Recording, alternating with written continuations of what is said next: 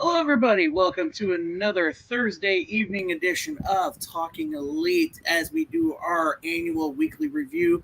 Want to send our apologies. We were supposed to have an interview tonight, but scheduled things came up, and we apologize for that. We'll guarantee you guys, we promise you guys, we'll have interviews coming up. And actually, at the end of this show, I'll let Connor make an announcement, and we'll go from there. So, again, apologize for that, but we do have a great show tonight as we do our weekly review of all of pro wrestling this week, starting with last Friday and coming all the way up till Dynamite last night. So I know we got an exciting time coming up this weekend because we'll still have Rampage tomorrow and SmackDown tomorrow and Collision on Saturday. So we got everything going on this weekend, but for right now, we'll cover from everything from last Friday until last night. See where we go. See what show we thought was the best for the week. So joining me tonight, of course, all the way from the Midwest, our favorite cue card girl, our favorite diva, and Wardlow's biggest fan, supporter, and seeker, basically Carmen Sandiego-esque investigator, finding out where Wardlow is. Danny, how you doing? I'm good. It's great to have a voice again. So now I can say what I really feel about certain people. Of course, Jason, thank you for always checking me when I need you to. Oh, I just try to protect you from the trolls. That's all it is. Well, that's appreciative. Real quick, Deshaun, thank you for joining us. Yes, everyone joining us tonight and live, please leave comments, say hello, leave your thoughts on the week. Also joining us, again, one of my favorite people on this show, the man of a lot of knowledge, a historian, as it were, for professional wrestling, Mr. Jason. Jason, how you doing tonight, bud? Say my name and I appear. I am doing well for yourself. Jason, I'm good. I'm good. Thank you. Had a great day today. I had an interview for a promotion, went well. Feel like I'm going to get it. It's great. It's a great day. It's a great day to talk professional wrestling. And as always, our favorite person, he's the king of this show. He is the mastermind behind this podcast. He's one of my favorite producers. He's one of your favorite producers. It's Connor. Connor, how you doing, bud? I'm doing good. It should be a good show tonight. There's a lot of good shows this week, so I'm interested to see what everyone thinks. I'll send everyone in the comments. Right. Yeah, no, absolutely. This is going to be kind of a new thing for me. I kind of want to do the weekly review of All Pro Wrestling because, yeah, we're named after All Elite Wrestling, but, we're fans of pro wrestling, and we want to talk about every single promotion from the week and just give our thoughts, our ideas, our feedback from these promotions, from these shows, and just say, hey, was it good? Was it a good show? I would have changed this up, something different, every week. So, again, you guys have anything to say in the comments, please leave a comment. Please like the video. Please share. We got a lot to talk about. It's been a busy week in professional wrestling. No more than last night, which we will get to. We'll do a quick round because we do it every Thursday, but how did everybody think of Dynamite last night? The first hour was great. Yeah. I was a little surprised with the ending, but I didn't expect that title change. I wasn't a fan of the title change, I should say. They're passing that international title around like a hot potato, and it's never going to amount to meaning anything if they keep doing that with it. I don't care who holds it. Right. I thought the first hour was good. It was just one match, and the ratings came out with 795, which I was feeling the Ospreay and MJF. It was an hour-long match. It was a really good match, so it had to have kept people's interest. It was a very good match. I liked some spots more than others. The referees still look stupid. You have a table. I never understand that why AEW does that. It's a normal match, and then someone goes to a table, and the referee just sits there like he's stupid. Because realistically, that would be a disqualification. Well, I will say they at least said something about the referee's discretion, if you will, last night, pointing out how long they had been outside of the ring, and I forgot what I think it might have been Taz, but like, yeah, that 10 count. He's taking 20 seconds in between the 1, the 2. I mean, he did acknowledge it, so I got a giggle out of that when he said it. Which I understand some of that. I've been a referee in matches, and I mean, some wrestlers will tell you just to count 10. They don't get back in the ring, but at the same time, the finish of the match. You count to 10, you're going to either have a lot of heat with some people, or it can go really bad. The second hour was it was okay. After the Oscar and MJF, I probably wouldn't have Roddy and Jericho stuff. I probably wouldn't have done that. The ladies and Mallow was whatever. Was decent. Indian was pretty good with Sting, and we're already doing a Sting appearance through Raptors. Yeah, someone actually called an minute ago what was going to happen for MJF. That I can't remember who was MJF was going to win, and Will Ospreay is going to get rematched at All In. Ospreay wins with Daniel Garcia costing MJF. But I have a feeling, because Pac's got a title shot for the International Championship. I have a feeling it's going to be Pac and MJF, and Daniel Garcia will be added in it, and Daniel Garcia will win it All In. But good prediction. Danny, what did you think of the show last night? So I was a little, I think, for me, the first match, the Ospreay versus MJF, I checked out about halfway through. I think just because I had a really rough day. Child got injured, as I mentioned before we went on air. It was just a really rough day, so I was kind of half checked out. And I question again, why was the match not featured at a pay-per-view as opposed to being featured for free? But what I did see, I liked. Interesting again that Max won the whole thing. A great segment. When Britt came out of the crowd, it happened so quick. I didn't even see it. I had to rewind that part.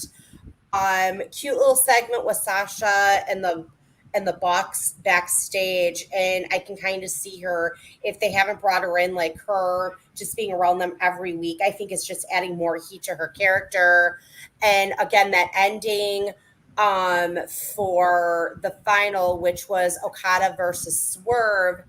Not understanding, again, the hype with Darby Allin, but I mean, it is an AEW original. So that's going to be interesting just to see what happens, if there's any heel turns, whatever happens. And then again, of course, Ricochet now being in free agency, that's another thing that's going to get interesting to see if he pops up somewhere. Yeah, no, I totally enjoyed the first hour of that show. I felt like the second hour, very rushed for a lot of things on the second hour. But that opening match was obviously just a lot of people were saying, why would you give that kind of match away on TV for free? Right. It was a ratings popper. That's what they were trying to do. And the fact that it went down to the wire with 2 seconds left, I think it accomplished what it needed. And again, with the numbers, what Connor said, I think you said the peak of that hour was in the 700,000 somewhere. Well, I don't know about the quarter ratings, but I know the entire episode average was 795. So that match had to have kept people interested. Right, and that's what I want to see at the end and see where those numbers are as far as the first hour of the show. So, but other than that, I thought it was a decent opening match. There were some segments that I could have done without, but overall it was an okay Dynamite, and we'll get to more of it later. But we're going to start the week off with Friday Night SmackDown last week. It was the fallout for Money in the Bank SmackDown going on, and it opened up, interestingly enough, with the women's champion Bayley. Didn't think it was going to open up with Bayley. Thought it was going to open up with Cody Rhodes, obviously being one of the big faces on that as the undisputed WWE champion. So, I mean, what was our thoughts on the opening being Bayley and not Cody Rhodes? I giggled when Nia Jax, of all people, told Bayley she had a big ass. I mean, I'm like, did she really just go there? Oh, okay. All right. I mean, I'm all for the women getting the spotlight. I really am. I mean, off topic a little bit, but they're talking about it, and I don't know if it'll happen. I know there's a lot of rumors out there talking about the possibility of them redoing WCW once Netflix hit. And if they do, so be it. But I would love to see, with them getting that Netflix deal, I would love to see an all-women show. Yeah, no, I think the last show they had was 2018, wasn't it? The one pay-per-view Evolution or whatever it was called. Yeah, that was it. I'm talking about a weekly. I'm talking about a weekly show for the women. That would be great. I think that would be great. I mean, you can, you put it on Netflix. You can put it live if you want, because they seem to be trying to do the Hulu route and go some live TV. But yeah, I'd love to see the women get a full show to themselves once a week. Yeah, I agree. Danny, what do we think of the opening segment? And basically, the opening match was a women's match between Nia Jax and Minchin. I mean, what as you know, our resident diva. I mean, tell us how you felt that opened up the show. I think it was an interesting because again, anytime you're opening a show, you're expecting Cody. You're going to expect to hear those opening notes, or you're going to expect Punk or Drew or something. But it was a refreshing change of pace because, Jason's right. I mean, when you think back to, circa 80s, and again, I'll always watch a little bit of prime time. You rarely had a women's match featured. You had the likes of Rock and Robin, you had Moolah, you had Jumping by Angels, you had Sherry Martel, you had some of those women's wrestlers, but it wasn't as featured as it is now. And that would be interesting for an all-woman show. And I remember fondly watching Glow Wrestling when I was a kid. So again, just to have a woman's show, it would be interesting. And it was a nice opening, I think, for SmackDown for that match to happen again. But then again too, can we trust Nia Jax that she's not going to hurt anybody this time? Well, and I'll say this too, that women are wrestling, that WOW that's on CW, I don't know if they're going to keep them once NXT goes, but they've been on Saturday nights for a while, and they're drawing enough to keep them on there. So if a lot of people that the majority of wrestling fans haven't heard of can draw a show on CW, I see no reason why the women that everybody knows wouldn't be able to do better. Yeah, I agree. I think a weekly show for the women, other than like a Total Divas or something like that, I think that would be beneficial for the ladies. I think that would be awesome. Connor, how about you? What did you think of the opening segment and match featuring the women's wrestling? I thought it was good. You always see Bayley get overlooked, it seems, as champion on promotional graphics, advertising. She's never on it. But here lately, it seems like a lot of big stars, like CM Punk, you mentioned it, that she deserves to be on a lot more stuff because she's champion. And I like that. Really, this entire episode had a lot of women's presentation. The first segment was Bayley. We saw Nia, and then we saw Tiffany, and then that transitioned into Nia and Minchin's match. And then after that match, we saw a tease of the cash-in of Tiffany Stratton going to possibly cash in. I'm glad she didn't because they got to give her the pink money in the briefcase. I'm going to SummerSlam, and I don't know. I'm a guy, but I don't know. I might would buy that, a pink money in the bank briefcase by Tiffany. But yeah, I liked the presentation with Bayley and the women in general. They had a lot more throughout the night. Chelsea and Piper and Naomi and Blair Davenport. They had a lot of good women's presentation, which I don't normally have. But I think there was more women on the show than men, possibly. But I enjoyed the first segment with Bayley and Tiffany and Nia. I feel like they're going to tease Tiffany cash in quite a bit. And she might cash in at SummerSlam. But, yeah, I really enjoyed the opening with all the women. I enjoyed it. I love the teasing of Tiffany and the Money in the Bank briefcase and just that weird, like, buddy relationship she has with Nia. Like, just Nia coming back in the ring and Tiffany's like, no, I was kidding. I wasn't going to cash in. I was kidding. Tease. Ha, ha, ha. Hey, you're the real winner, So I like it. I like the way Bayley has carried herself. I'm glad they're doing a lot of focus on that, because she's held that title since winning it at WrestleMania. And, she's had a few title defenses here and there. Mostly she's been just on the screen talking, shooting promos. She's rarely had a lot of matches. She's had a few defenses, but mostly just talk promos, watching backstage women matches and all that stuff, going back and forth with Nia. So I really did like the presentation of, putting Bayley front and center to start off the show, to be like, hey, remember, we have her as a champion too. So here you go. Because on Raw, you're all focused on, Rhea and Liv Morgan and all that stuff. So on SmackDown, it's nice to have also that represented for the women's champion, which is Bayley. And yeah, like you said, there was a lot of women's presence on that show. You know, we had the Minchin Nia Jax match. Naomi and Blair Davenport was featured on that show too as a match. So it was really nice. And they, interviewed Chelsea Green backstage and Piper Niven, and then you had that backstage segment with Naomi and Blair Davenport. Like it was great. It was a great representation of the entire show. And I'm glad they're giving their women the just due on SmackDown. Well, to me, I think they do a better job on SmackDown. I mean, on Raw, we get, a lot of Liv Morgan.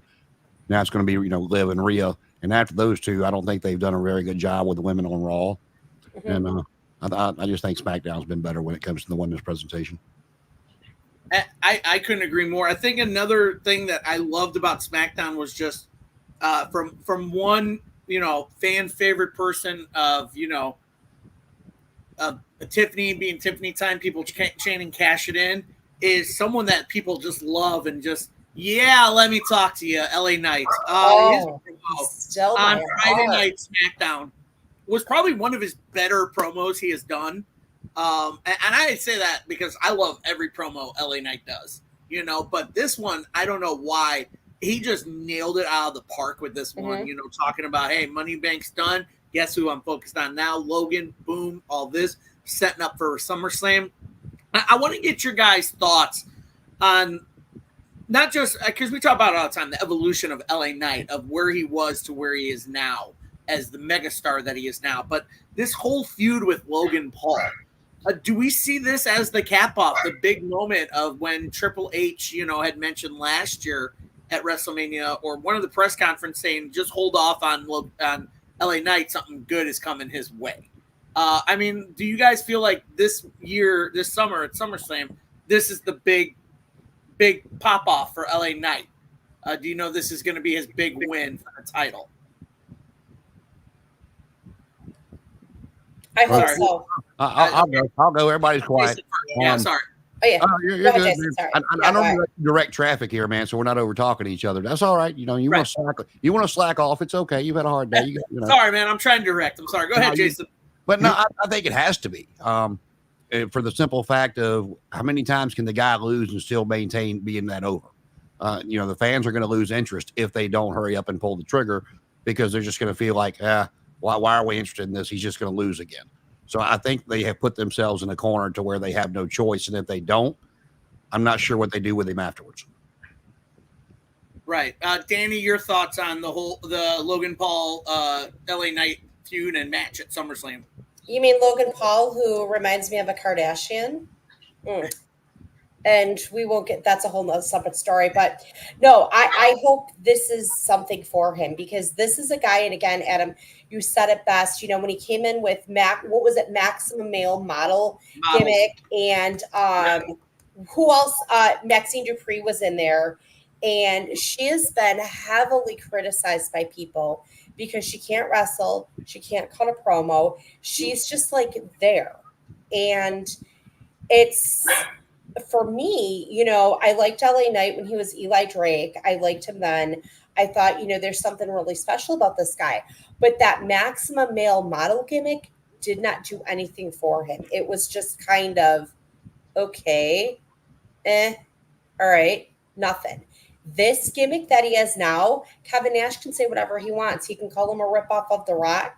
He can call him a ripoff of whoever he wants. LA Knight has taken two elements of a character, made it his own.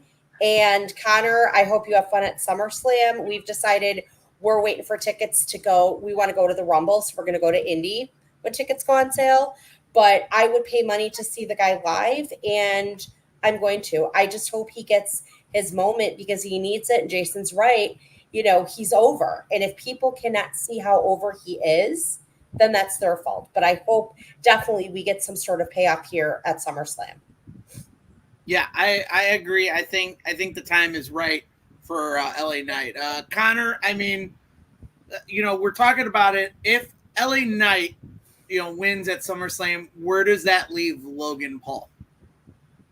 I really do feel like they got to have LA Knight win. Like, this is the payoff. They've got to do something. Last year, he won the Slim Jim Battle Royal thing. All right, he did that. then the whole year he's still kept a pop going. But if LA Knight wins, which he really should, and I hope he does, I could see Logan Paul not coming back till the Royal Rumble.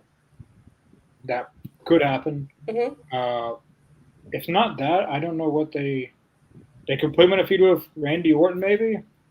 But it seems like Randy Orton might be going for Cody after SummerSlam. They kind of teased out. But I don't know. If LA Knight wins, I think Logan Paul doesn't show up again until the Royal Rumble around WrestleMania season. That might be what he does.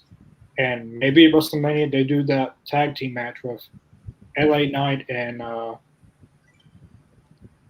what is the two basketball players that they teased on. Oh yeah, I know who you're talking about. But I can't yeah. think of it either. What's his name? Jalen Brunson. Yeah. Jalen Brunson, the Knicks. other guy. The Indiana Pacer guy. That's about what I was going to say. Yes. Yeah, one of them was. I think one of them plays for the Knicks. Yeah. It could do that, but I was fantasy booking this. Like, if LA Knight won it, how long would he have it? This next draft, he needs to go to Raw because they got to switch. I'd like to see him win the World Heavyweight title. I don't think he has a shot at when Cody's got. Maybe he does, but if they're doing the Rock and Cody, that's the whole year. I like to see him on Raw win the World Heavyweight title, but I like to see Carmelo Hayes be the one to beat LA Knight because they kind of teased him. They've been feuding a little bit, and I'd like to see Carmelo Hayes win it maybe at the Royal Rumble. But yeah, see, I like Carmelo Hayes. I have since his. I actually said when I saw him in the breakout tournament, I said that dude's going to be good. But my fear for him is the same fear I have for Ilya. With all the top stars they have right now, I'm afraid that both of them are going to get lost in the shuffle. Mm-hmm. Yeah, Agreed. I think he's going to be a good United States champion, Intercontinental. But besides that, I don't know how it's going to go with both of them. But I really do hope LA Knight wins, and they really got to pull the trigger because if they don't, then I don't know what we're doing. We're just wasting star power. Right. Yeah. And I agree No, absolutely. 100%. So, and for that, I will say this. I could see Logan Paul being, a special attraction. Almost like doesn't have to be in WWE constantly, but at least have him appear every now and then. Kind of like having like what Brock Lesnar was doing, or something like that, like a special attraction that appears every other pay-per-view. Because I mean, how much more? Even though he's like, I want to be a full-time wrestler. It's like, bro, you still got your prime. You still got your brother and stuff like that. Like, you still got other stuff going on that maybe you don't have to be pro wrestling a lot. Granted, he's not bad. I haven't said one bad thing with the ability of what Logan Paul can do in the ring. Just him holding one of the more prestigious titles in WWE, but basically came from WCW. And before that, I don't know, Jason, you're going to have to help me out. Before WCW acquired the United States Championship, what other promotion had it? It just came with the NWA when they brought Crockett. I mean, the United States title history goes back to the NWA, and I'm kind of like you. I like Logan Paul, and I'd be interested to see what his contract says as far as how many appearances he's supposed to do. And I'm not saying job the guy out, when he comes in, but you don't need to put a title on him if he's not going to be on TV a couple of times a month at least. But I will say this, and I know this is an unpopular opinion with AEW fans. It is sad to me that he's only been wrestling however what little bit of time he does, and he puts Adam Page's buckshot lariat to shame. God, that guy's awful. No, I agree. I think Logan has really adapted to pro wrestling, and he respects it. I feel like Logan Paul, what he's doing now is what they should have done if they wanted to get, David Arquette more into what he was doing. Oh, God, yes. So, yes. But that's why I'm saying, what Arquette did later in life to kind of redeem himself. Again, I love that documentary. If you guys haven't seen it, it's called "You Can't Kill David Arquette." It's one of my favorites. Great. It's great. And I think I love the fact that Logan Paul can adapt to the sport of pro wrestling. But yeah, someone like an LA Knight who's hot right now, just let him have the title. And like Connor said, let him switch brands, see what happens. Let's see him mix it up on Raw with some people. And for me, I'd like to see LA Knight hold that title for a while. I don't want to see him hold it for like a month and then lose it. Like we said, like they've been jumping around with the, international title. But I'd like to see him hold on to it at least until maybe the Royal Rumble, maybe even WrestleMania, and have a big WrestleMania United States Championship match with LA Knight and, you know, whoever they can come up with, you know, and just, you know, see what that can do. So I'm really invested in seeing what they do with this matchup between Logan Paul and LA Knight. But speaking of champs, we also had another rematch for the tag titles on SmackDown between DIY and 8-Town Down Under. So they teased a little more tension between Grayson Waller and Austin Theory. Do we see this coming to a head and seeing these two guys eventually just go one-on-one with each other in a very predominant matchup at SummerSlam, Jason? I don't know if it'll be SummerSlam. Yeah, they're headed toward it, but I think all this is all they did Friday night. God, my days run together. I think all they did Friday night is set up and show you that, you know, the Gorillas of Destiny are going to become your next WWE Tag Team Champions. You know, to put the belts back in the bloodline, because they're talking about the titles they used to have and this, that, and the other. So I think DIY is just in transition while they break up Austin Theory and Grayson Waller. Right. Danny, I mean, your thoughts on this. It's great to see DIY have a little bit of success right now because they've kind of been in limbo from now and then. You know, they had that little comedy shtick where R-Truth confused them for DX, you know, and they kind of ran with it a little bit, you know, and they've been having like a hard time trying to find their step in WWE. Do you feel this is Triple H saying, all right, I love these guys in NXT. Let's give them a little bit of a run here on the main roster? I like the fact that they finally got the titles because I do like our Gargano and I like Tommaso Ciampa. I just wonder too, are they transitional champions before it goes back to the bloodline? And then at some point, I could just see also happening too. Side note that you're going to have an USO reunion with, Roman and another member of the bloodline. So you're going to have original bloodline and new bloodline who gets the titles, and they're going to be feuding over the titles. Yeah, I can totally see that happening, and I do like that idea of having DIY against the Gorillas, and just like. I think that's going to be a solid tag match for the titles. And Connor, where do you think we will see that match take place? Will it be at SummerSlam or a little further down the road? I think there's a good chance it could happen at SummerSlam. I'm always in Booker mode. When I see something, I just go into full detail. I was predicting that. I'm glad they won on Tuesday. On SmackDown, because me and Mr. Jacobs were watching. I said if they lose, Mr. McMahon still has some input in that company. But luckily they won. But I hope they have a good run with it, and I hope they do defend the SummerSlam, because it seems all the tag titles are never defended on at least the main roster. They're not defended on pay-per-views, but I think there is a good possibility DIY does go against Gorillas of Destiny. I would have DIY win because it's in Johnny Gargano's hometown. Doesn't necessarily you have to have him win them.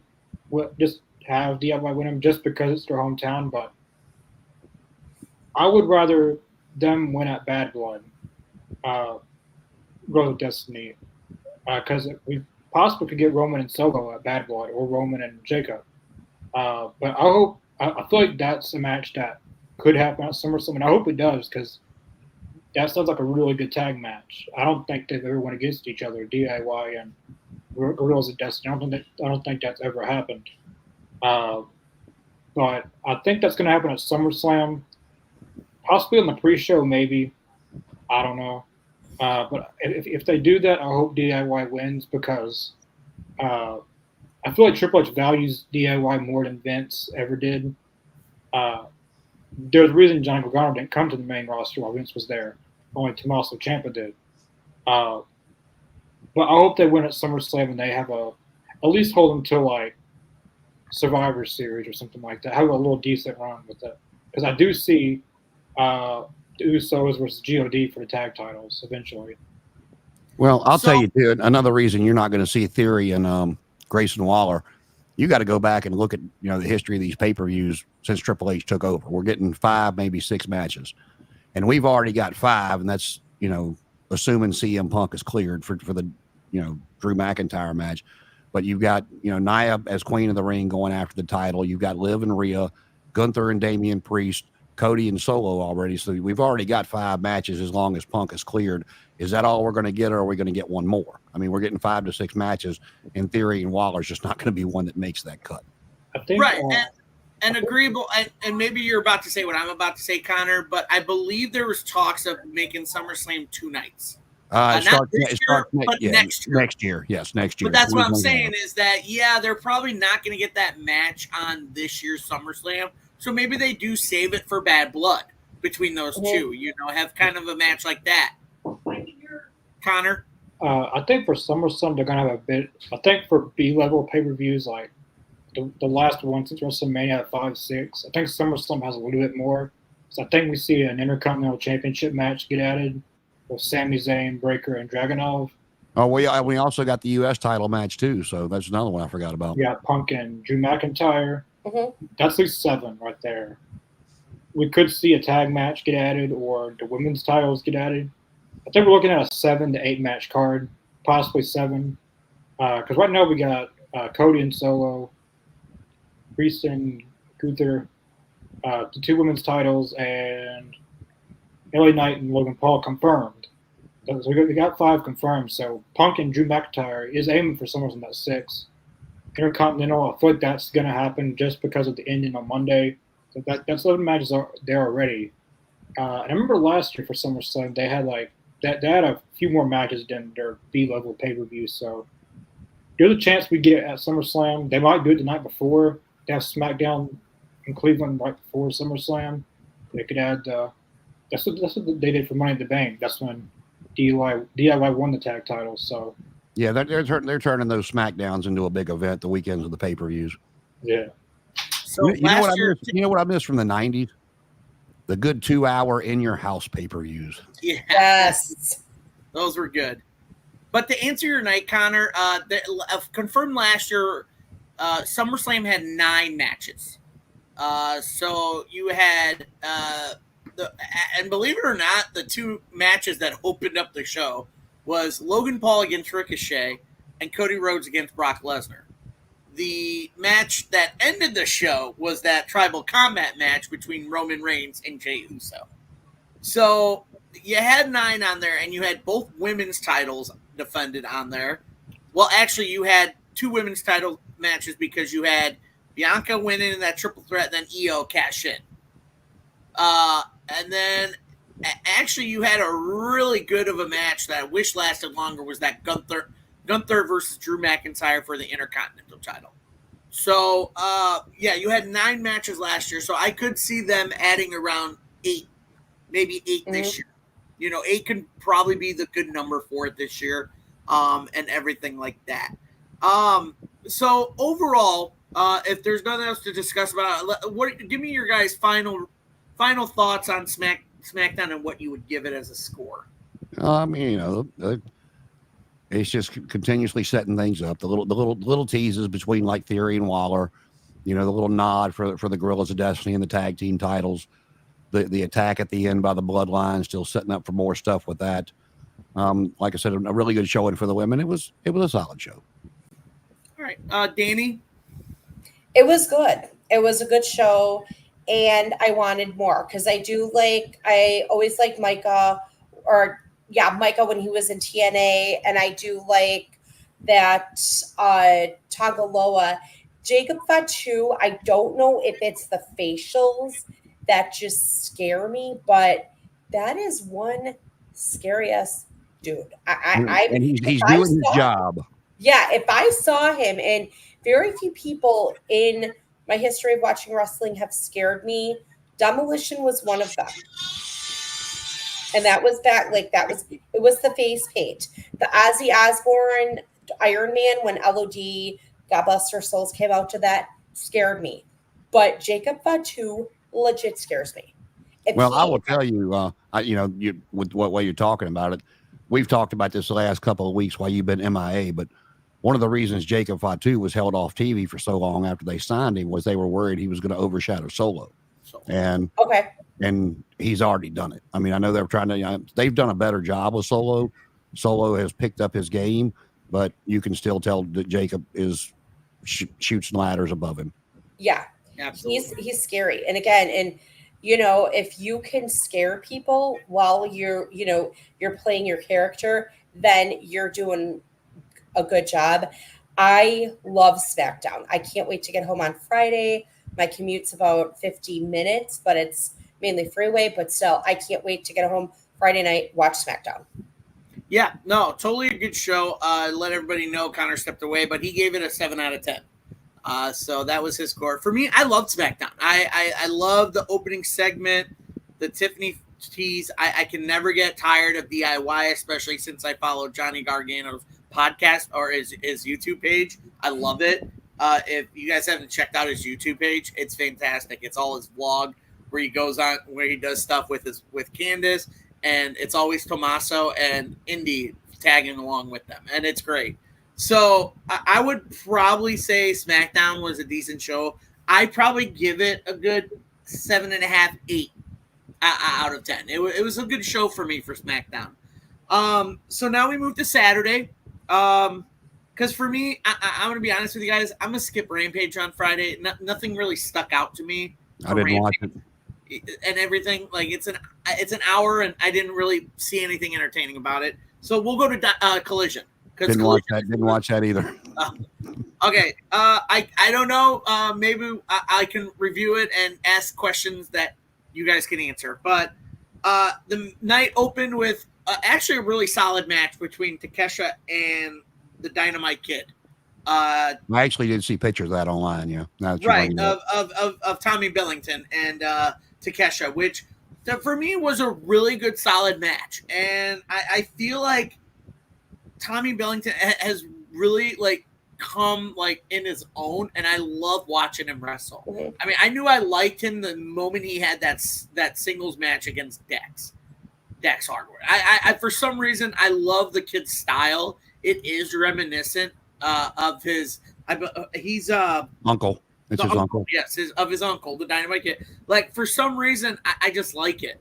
Yeah, and the old school guy. I was going to ask you, Jason, about how you feel about how Tom Billington is adapting in AEW and his style. Well, I only saw him the one time. I did see pictures of the match, but the old school in me would love to see him and Harry Smith team up just at least once to see how they mesh. Because Harry Smith and TJ Wilson mesh very well together as a tag team, and TJ's a smaller guy, so I'm just.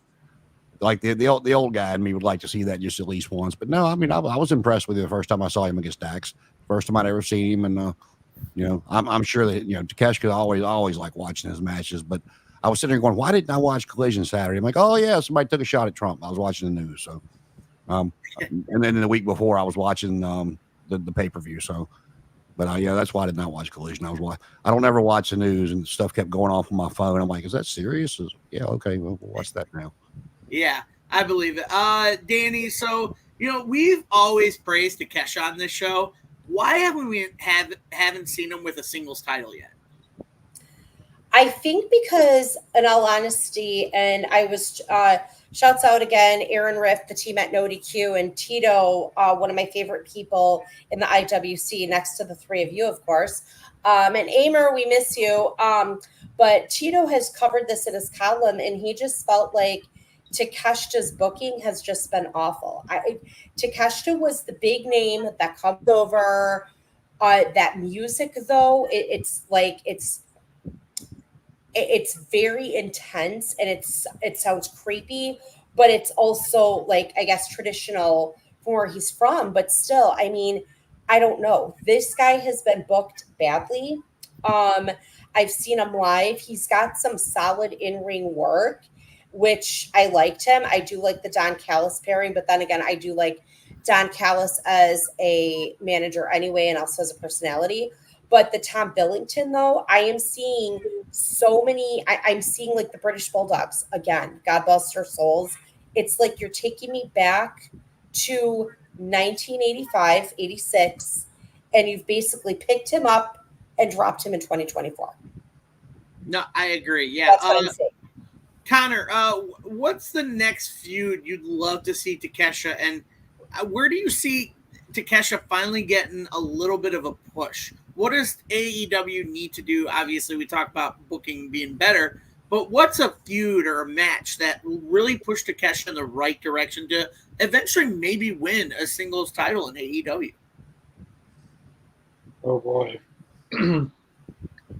First, I gotta stop signing everybody, because that's why people like Takesha but they always get pushed back because they send Okada. It's gonna take TV time away from someone. They sign all these people. Well, I thought he should have won the TNT title at Forbidden Door. Is Takesha a heel or a face? He's a heel. I don't know. I think he's kind of in between. I think he's a heel. Yeah, well, Face, he's still with heel. Callis, so technically, I guess that's a heel. They Right. give away from Don Callis family. I said go for Jack Perry, but I don't know. What do you do with him? He's blended. He's like a well-blended palate. He's like a well-shaken martini. He's a feel. He's one part face, one part heel. There's your portmanteau. Well, I'll tell you. I mean, you gave him a loaded question. Yeah, we all like Takeshka, but Right. I mean, at the end of the day, it's like, what do you do with 3/4 of the roster? Because, and this is not a knock. This is just cold hard fact. Is they'll put people on TV, and not to keep poking the bear with Wardlow, but Wardlow, Takeshka, prime example. You'll see them 1 week, and then you go a month or 2 months, and you haven't seen them, and you cannot get even a hardcore fan of AEW who watches every week. You can't get them invested in that character if they're not there. No. And when you're trying to bring in the casual fan, and the casual fan turns on the show and be like, who the hell is this? Because, the couple of times they've seen it, they haven't seen them. And it's just, I think there needs to be, a long drawn out meeting with, some minds to figure out what to do with a lot of that roster. And at the end of the day, if you're not going to use them, I don't want to see anybody without a job, but at least offer to release them. You don't have to flat out release them. If they say no, then no, I'll stay, I'm good. Then that's fine. I mean, but at least offer to release them and let them go out and we've talked about it before. Pull a Drew McIntyre, pull a Cody Rhodes, be able to go out somewhere else and make a name for themselves because one of the knocks that today's wrestling gets is all the botches, and that's not just AEW, that's everywhere. Yeah. But they're not getting the in-ring time to get that timing down the way the guys did when they were working 310 days a year and doing it every night. And what do you expect if you haven't let the guy wrestle in 2 months? Right, and that's the funny part. We were talking about it on Tuesday on AEW Canada, AZ Canada, about a possible wrestling school for AEW, just to give these guys someplace to go to keep their training, to get still in the ring, to not have ring rust or try to be like, oh, not just the gym, but be in a ring and do the stuff we have to do. Not only just trying to train like a new generation of wrestlers, but also just having a place for the people already on the roster to go to train their in-ring stuff. And see, that goes back to what I bitched about for since he bought Ring of Honor. I had such high hopes. I mean, like I said, nobody that watches him wants AEW to be WWE. They don't want to copy him. But damn it, it's a good business model. You don't have to put on TV what they put on TV, but they have one hell of a business model. You bought Ring of Honor. Your dad is worth $12.5 billion, probably more by now. You can afford to build a performance center. That's not copying WWE. It's, is if the Jaguars built a, training facility, are they copying the Cowboys? No, it's the same damn thing. It's the same kind of business. You've got the money to build a performance center and have a weekly Ring of Honor show there. I mean, I don't know if you guys know this or not, but NXT does not charge for tickets. They are free. You have to sign up for them. You can do the same thing to fill a 300 to 500 seat arena, and you don't even have to do it weekly. You can do it, bi-weekly like TNA does, tape shows, and let these guys and girls wrestle and train and have I don't know who's out there that would come in and be the trainers like NXT, well, not NXT, but the Performance Center per se has, like your Steve Carinos and William Regals and stuff to that nature. But you've got the money and the means to do it. So, instead of letting Ring of Honor just kind of die off and, tape the Ring of Honor shows after half or 3/4 of what crowd you do have in the building is left, you've had the opportunity to build this up and, probably bring more fans into the AEW bubble as well if you had two brands like that. But, again, I digress. That's just, my opinion.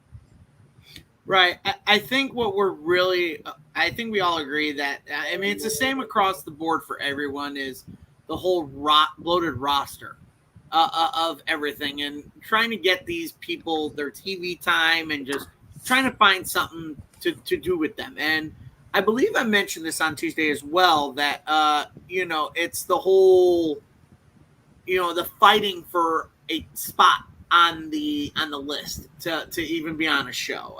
That's the real situation it is in pro wrestling, is, card subject to change, but also it might be set because this is what we have set unless we change a matchup or put someone else in there. And I think we see that a lot.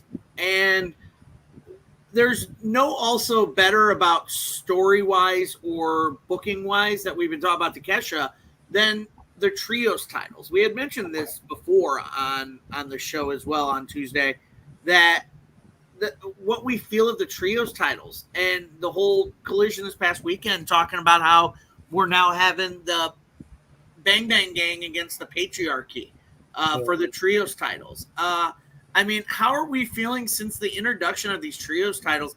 How are we feeling of how well they've been presented to us, Jason? Well, I thought the 6-man titles, even back in the old days, when the Road Warriors and Dusty Rhodes or the Russians held them, I didn't like them then. I thought they were worthless then, and I think they're even more worthless now.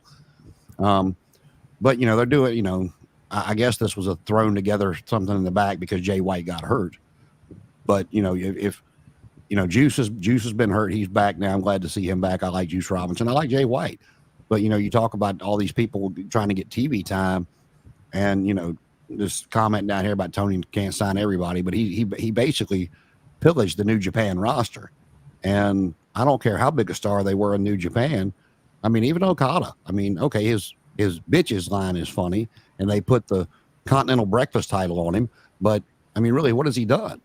He doesn't look like the Okada that made the name in Japan. And I know his body's broke down. I know he put his body through hell in Japan. Much respect to the man for that. And it's, these guys, if all they're worried about is a paycheck, then God bless them. If you're getting out of it what you want, then who am I to tell you different? I just think that all these people, all these people that he's brought in from New Japan, if there's any big stars left in New Japan, I think I'd think twice before I talk to Tony Khan about coming in, because again, it's not just those guys, it's everybody that, you see a couple of people here and there, and you talk about ratings. I'd love to see what the ratings dropped off to once the Ospreay MJF match was over and flipping Chris Jericho got on there with his learning tree bullshit. I'd love to see the drop. I'd love to see the drop in that quarter. But you put shit like that on TV all the time, and I like Chris Jericho. I always have, and God bless him for trying to reinvent and stay relevant and all that. But this shit's awful. It's awful. And I know he's imitating Tony Khan, and it's kind of, it was funny at first. I'm over it. The first couple of times he did it with hi guys. Okay, I see what you did there. Haha. Next week, we're doing that again, and now here we are. I'm going to be on every Dynamite till 500. I'm like, please shoot me now. Yeah. It's just like, we got all this talent, that he's brought over that we can shine, and we got to listen to that, and it's like, okay, whatever. Well, I think one person that's shining right now, finally finding his footing again after losing his title, is Roderick Strong. We saw him on Saturday beat Dalton Castle to earn a title match against Mark Briscoe at Death Before Dishonor for Ring of Honor. So I want to get your thought on that, Danny. Is this a redemption arc for Roderick Strong since he lost the international title? Do you see him dethroning Mark Briscoe at the Ring of Honor Death Before Dishonor pay-per-view? Yeah, I think it is. I think when Rod Strong came over, I think it was a big surprise for a lot of people that he actually came over. And then he came over, and then Adam Cole came over. Bobby Fish came over, Kyle O'Reilly, and they had that undisputed. And again, I've been tuning into NXT here and there to kind of get myself familiarized with some people, but they were the undisputed era, weren't they, on NXT? Yes. I believe. Yes. Okay. Yep. And then there was something about somebody was supposed to be called up to be a manager, decided not to, and I think that was Adam Cole. Yep. They wanted. I would love to see the four of them again reunite that faction, because all of them together, they just fit so well. Rod Strong kind of reminds me of an erotic Kevin Owens to a degree. Like Kevin Owens, when he's just, when he's all like very emotional, that's when I love, and I do love KO, but that's when I love KO, especially when he's like over emotional and neurotic. Rod Strong kind of reminds me of that. I do like him. Taven and Bennett, they're okay. But Rod Strong, though, I think this is that redemption for him, and he is really establishing himself, as like one of the top stars.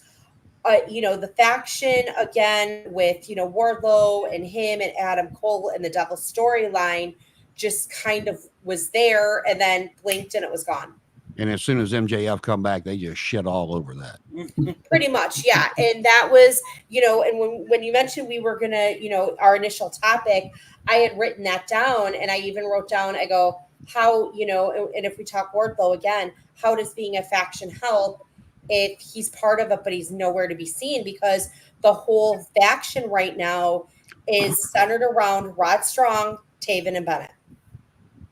Yeah, no, I agree. I do like the fact that it's just Roderick, Taven, and Bennett again, and you don't really see Adam Cole much.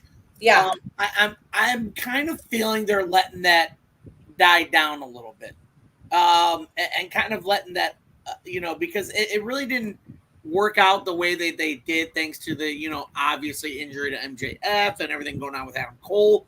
So I'm kind of glad they kind of let that whole Undisputed Kingdom kind of slowly going away, because you really don't see much of Adam Cole right now since that, the MJF return, and, like as Jason put it, delicately shitting the bed, as I would say, on that feud. And so, I do enjoy Roderick very much. I think he's very talented, and I wouldn't be upset if we see him win the Ring of Honor World title at Death Before Dishonor, and have him and, Taven and Bennett basically run Ring of Honor. Yeah. That group with them as tag champs and him as the champ. I would love to see that as a revamp for Ring of Honor. No, I wouldn't mind seeing that, but I'll tell you, like, I love Roderick Strong as well. I have for a long time before he ever went to NXT. This stuff of him screaming people's name just made me twitch. I hated it. I haven't seen him in a few weeks, so I don't know if he's still doing it. I'm hoping he let that go as well. Yeah. But with Mark Briscoe, that's a touchy subject for me, because when Jay died and they were able to bring Mark in, once they got that cleared, because they didn't want him on TBS, the Warner Brothers people didn't want Jay on TV because of that homophobic tweet from 12, 13 years ago, and they finally cleared it to bring Mark in. This is where I shook my head, because the whole wrestling world, you had people in the WWE wearing Dem Boys shirts and Dem Boys armbands and stuff, paying tribute to Jay, which, goes to show you, what kind of man he was and how well he was loved and respected by everybody that he ever came in contact with. People say shit when they're younger that they wish they hadn't, but in today's society, it gets captured and you can't, it's hard to come back from sometimes. But Mark Briscoe, to me, was the evidence of how inexperienced Tony Khan is at what he does, because you had the whole wrestling world talking about the Briscoe brothers, and you could have brought Mark in, and I know Mark wasn't the talker of the group like Jay was. You could have brought Mark in and pumped him up, and if you would have done it correctly, you could have put the world title on him as a feel good story, as he's doing it for his brother. And you didn't have to, and you wouldn't have had to leave it on him long, which you could have had one of the biggest baby faces in wrestling history for a couple of years, if it had been done right. And it was just he was left off TV. It's they brought him out once, and then I think they did one match for Jay as a tribute to Jay, and then Mark just kind of like the rest of the roster, your Wardlows, your Willie Hobbs, your Adam Coles, he just disappeared. And then you bring him back, and people are like, yeah, that moment has passed, and it's back to business as usual.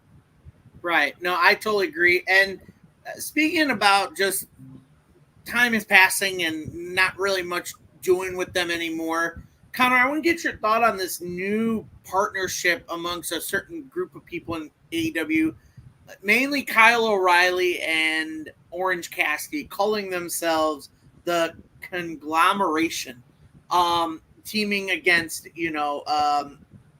Kyle O'Reilly or not Kyle O'Reilly, I'm sorry, against Undisputed Kingdom, Kyle O'Reilly and Orange Cassidy. So I want to get your thoughts, like, where are they going with this team up, and are we is this just a shtick now for Kyle O'Reilly and Orange Cassidy, where we won't see them in any title pictures? If they are, it'll probably be for the ROH tag titles. And that's pretty much how the ROH brand is. Like, ROH doesn't even have its own brand. It's just AEW guys on Ring of Honor. And it's not really Ring of Honor. It's just, I call it Ring of Dark now, because it's basically the new Dark show of AEW now. If I wouldn't be surprised if Death Before Dishonor, that's Roderick Strong goes for the world, and the Kingdom goes against Orange Cassidy and Kyle O'Reilly. They could win them. Even if they do win them, I don't think they do much with it. I prefer Kyle O'Reilly as a singles wrestler. Unless you're putting him with Bobby Fish, I don't care for him in tag team, because he's a really good singles wrestler. I really wish they would have done the Undisputed Elite thing that they were going to do, but Adam Cole got injured, and Kyle O'Reilly got injured, and then Bobby Fish wasn't there. But now they got a perfect opportunity to do it because Roderick Strong's there. They got all three members. They just need to bring back Bobby Fish. But yeah, I'm not sure that's going to happen. Yeah, Bobby Fish, he. Well, I mean, I don't know. I mean, you guys tell me. I can tell you what I read online. I'm sure you read the same thing. But from what I read, the reason he got let go was he was accused of trying to talk a lot of people into going back to the WWE after Triple H took over. Yeah. I read the same stuff. But I would prefer Kyle O'Reilly doing something else besides. I thought they were just giving him something to do. Like, they just put him with Orange Cassidy. Here, you can do this because we don't have anything else for you. I don't get it. Like, why do we need all these people? Why do we need all these people from Japan, Mexico? Like, why do we need all these people when how many people do we have on the roster? It's not doing anything. If we didn't have this Ishii or Leo Rush is back, he's not even signed. Like, if we wasn't doing all this, I'm sure we would have something really good for Kyle O'Reilly to do. Maybe, like, they didn't really do anything with Kyle O'Reilly and Roderick Strong. It was just one match, and that was it. I like to see Kyle O'Reilly go for a singles title. When's the last time Okada defended his title? Like, it's been a long time. Well, that's coming back up. They had said that when they took all those titles and split them back up, that tournament would still take place once a year. And I wouldn't mind the tournament. I actually enjoyed the tournament the way they did it with the point system, but we don't need a belt for that. Do the cup, and somebody's that you can announce them for a year as the Continental Classic winner if you want to. The 2024 Continental Classic winner. We don't need a title for that. Yeah, apparently every year they're going to vacate the championship every year, and it's going to be a whole new thing. Right. Yeah, I wish they would do something with Kyle O'Reilly that was meaningful. I don't really care for. I don't even watch Collision anymore. I'm not gonna lie. Well, that's like I said. That's 2 weeks in a row I haven't seen it. So. Yeah, I like Kyle O'Reilly. He's a really good wrestler. He's had a lot of good matches. I prefer him in singles.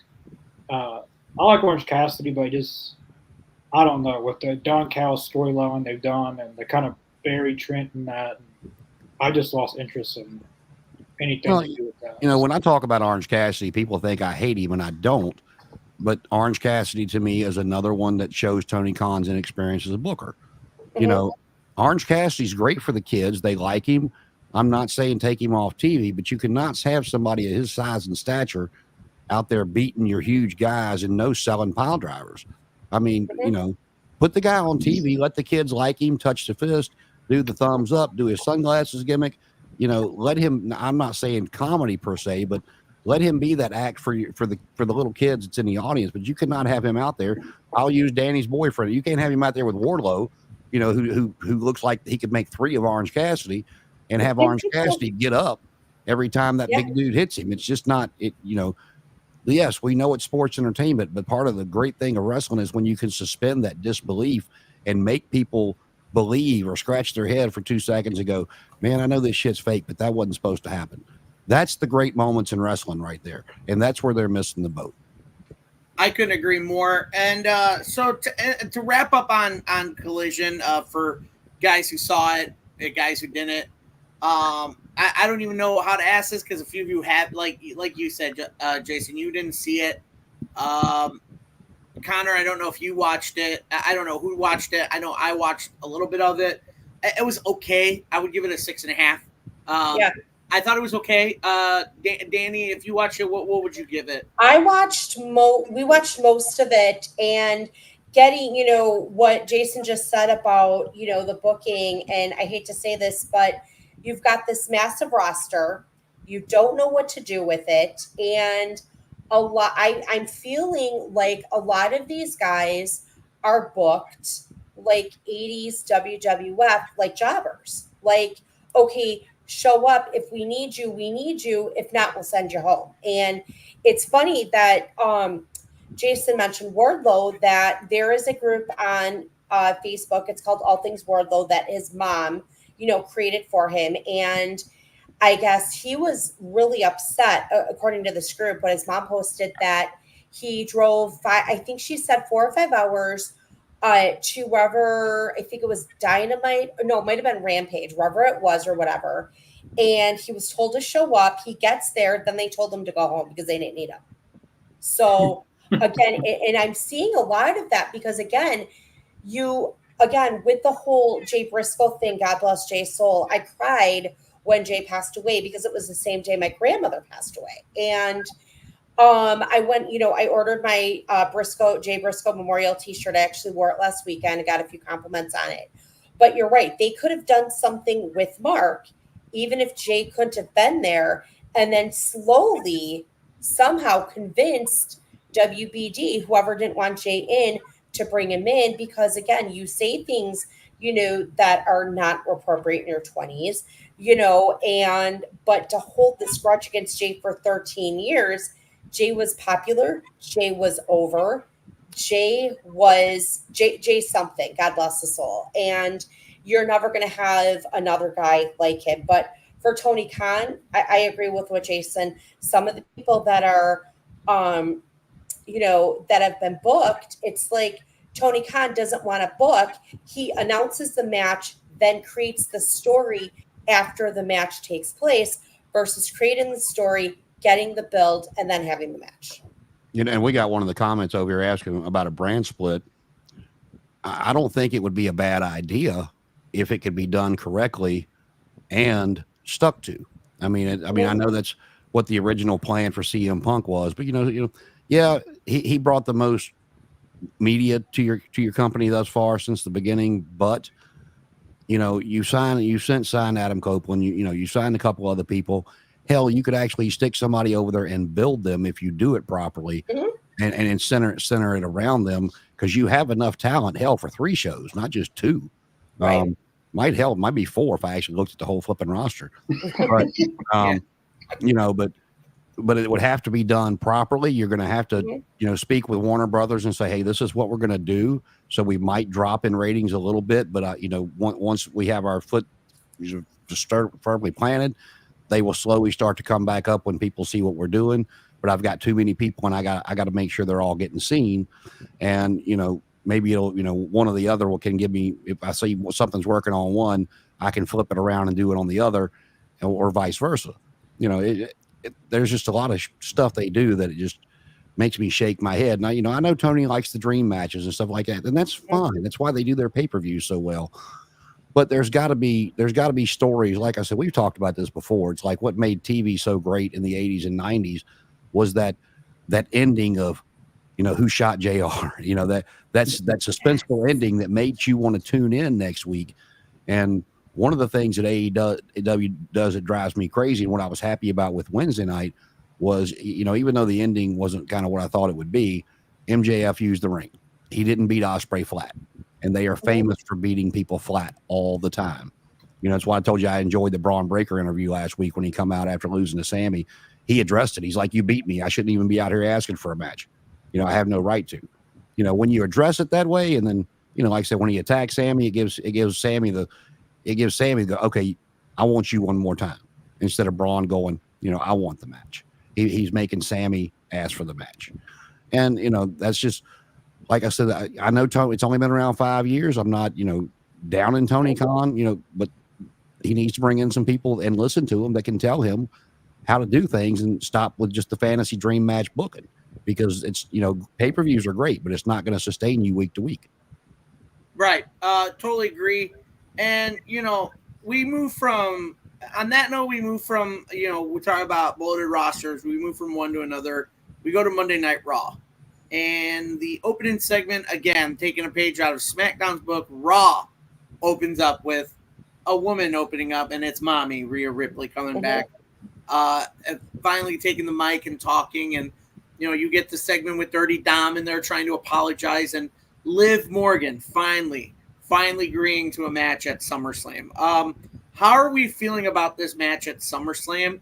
Do we see Liv somehow retaining due to Dominic turning on Mommy for good, and Rhea still chasing the title? Or do we see Rhea take advantage of Liv's whatever little state and gets her title back? Connor, how do you feel about this match at SummerSlam and the build of it from Monday? I thought it was pretty. I expected her to start the show because she ended the week before. She was the big return. We didn't really see in-ring wise Rhea and Dominic talk much, but backstage we saw it through the entire night. Dominic and Rhea, Liv and Dominic, it was through the entire night. I think Dominic and Rhea has kind of made up a little bit, if you've seen that last segment. But it's just a little bit obvious that Dominic's going to help Rhea win at SummerSlam. And then at Hell in a Cell, we get Liv and Rhea. At Bad Blood, we get Rhea and Liv in Hell in a Cell. This feud feels like an Attitude Era film. It feels like there's something that Attitude Era would do. Mm-hmm. I feel like if they was in Netflix already, they would. I could see them doing the stuff like they did with Edge and Lita. I'm not gonna lie, some of the stuff like that, because Liv Morgan and Rhea Ripley have, especially Liv Morgan, she's gone not even on Netflix yet. She's going way above TV 14. But I think it's been a pretty good feud. I personally enjoyed it because each week you want to see what happens next. But I think Dominic's going to help Rhea win. Liv win at SummerSlam, and then we get them two in Hell in a Cell at Bad Blood. Yeah, no, I love the way that they're going with this match. I think, or in this story, like you said, I think we're going to see multiple matches out of this feud. And yeah, I would love to see the return of the female Hell in a Cell. And yeah, I agree. I think you're going to get that at Bad Blood. You'll get, Dominic maybe screwing Rhea at SummerSlam and basically being kicked out of Judgment Day. And then, the return of the Hell in a Cell with the Bad Blood. We also got to see a little bit more of the ring general on Raw as well. Gunther building up his match up to SummerSlam with Damian Priest. Danny, how are you feeling right now with Priest as champion? And do you think this is the culmination of Gunther after his long intercontinental title reign? Do you see him winning that world title and, as he says on Raw, bring more prestige to it? Yeah, I don't know what it is. I do like Damian Priest. However, I don't know what it is about champion that's not clicking for me with that belt. Like he's good, but he's just there's something about that seems off with him with that title. Gunther is slowly starting to grow on me. He's like intriguing. Like I didn't really care for him. I don't know if it's just the promo ability or just what it is, but there's something that doesn't fit. I do like the idea though of Gunther winning, and I believe this could be the start of that title run. I think Priest loses at some point. I wonder if he gets kicked out of Judgment Day. I mean, that's the thing. I mean, there's been a lot of, videos surfacing of him doing like the yeeting with Jey Uso at events, and and just the slow burn of a face turn, and eventually, maybe he does lose the title at SummerSlam due to maybe a Finn Balor shows up and tries to help, but costs him the match, and that would set up the whole Finn Balor Damian Priest match. Later down the line, maybe at Bad Blood. And so, I can kind of see where Damian Priest has done what he's been doing as the world champion. But for me, I feel like this would be a good time since, Triple H is so high up on Gunther. That giving him that long reign as Intercontinental title, this is probably the chance of having Gunther win the world title and maybe even holding it till WrestleMania next year. So, another thing we had on Monday, I guess we'll get it. I want to get Jason's take on it because we've been talking about it before for SmackDown with the women being predominantly showed. But on Raw, you had, Rhea and Liv, but then you had two really quick women's matches. You had, the returning Sonya Deville against Zelina Vega that was done in like 2 minutes. And then you had a tag team match between Kaden Carter and Katana Chance versus Shayna Baszler and Zoe Stark. And that one was over within like 5-6 minutes. So would you say that, like you said earlier, the women on SmackDown was getting a fair better showing than the women on Raw? Why do you think this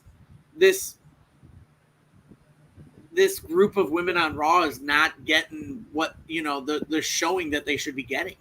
Well, first off, how old are you again? 37. You going to tell me you hadn't had a few quick women's matches in your day?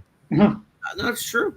I'm just saying. True. But then we just have the revolution where we're give divas a chance. Now we're getting women pay-per-views. Now we're getting women chances. Let's look who you're talking about, though. I mean, Shayna's best run, we've talked about her before, was when she was NXT champion, and then she didn't really open her mouth a whole lot.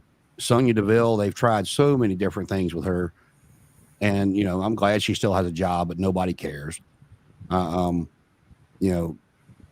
and Carter, they look like they should be on the JV cheerleading squad. They are just teeny tiny, and then you stick them out there with, Zoe Stark and Shayna Baszler, who I wouldn't fight. I mean, and hell, Sonya Deville for that matter.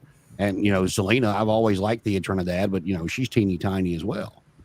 And she's shorter. Yeah, I'm 5'4" and she's shorter than me. I mean, you go from a storyline that they've built with Liv and Rhea, and then you throw them out there wanting them to have, maybe not the same effect because better, but something similar. The crowd don't care. I mean, they haven't given us reason to care about any of those 6 women. And it's not just the women. There's plenty of men on the roster they haven't given us a reason to care about either. But, these particular 6 women, they haven't given us a reason. Like where I said AEW missed the mark with Mark Briscoe, no pun intended. But on 9/11, when they had their show on 9/11, Thea Trinidad's father died at 9/11.